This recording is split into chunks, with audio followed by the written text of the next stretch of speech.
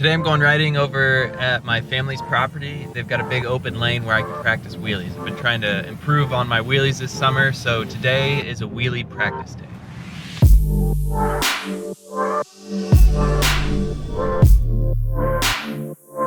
So this test was designed to help me increase my success rate when trying to lift my front wheel up over an obstacle. So what I've done is I've spray painted this old tire orange just to help it show up on camera better. I'll set the camera up directly across from it so we can tell if my front wheel's getting up over it. I've also set these boards up because not only do I want to make sure that I'm lifting my front wheel over the obstacle, but I want to make sure that I'm keeping my bike balanced to the left or the right. So those are there to help me gauge if I'm staying straight.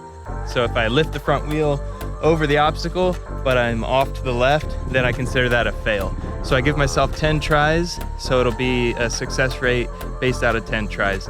So I think right now my best is 8 out of 10, so I'm going for 10 out of 10. This test helps with judging what the distance between you and the obstacle should be when starting the wheelie. And I need to work on decreasing that distance and lowering my speed.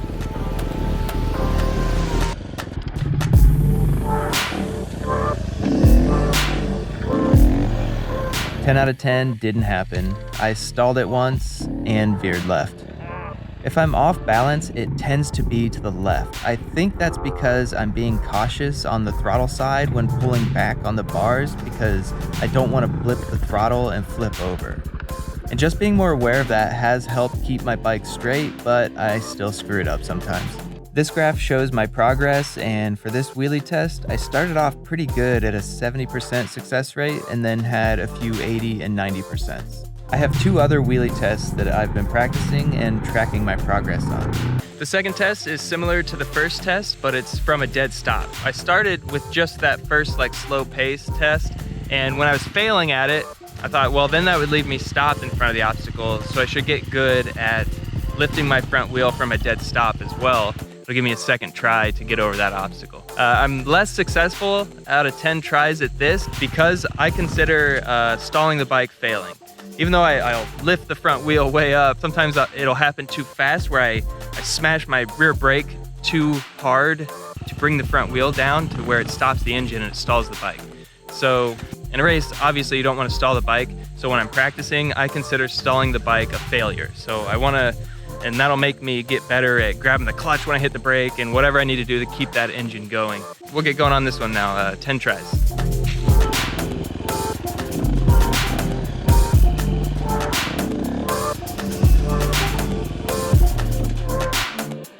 That stall was my only failure on that day, so I managed my best score of 90%, which is pretty good considering when I started this test, I was only hitting a 50% success rate.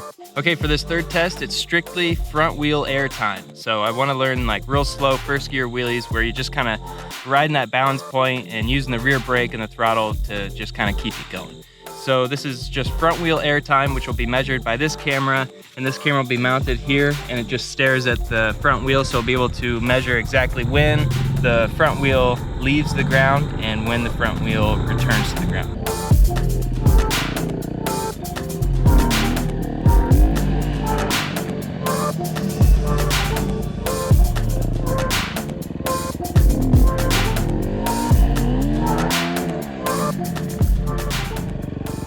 I saved this test for last in hopes that most people have clicked off the video already because it's embarrassing.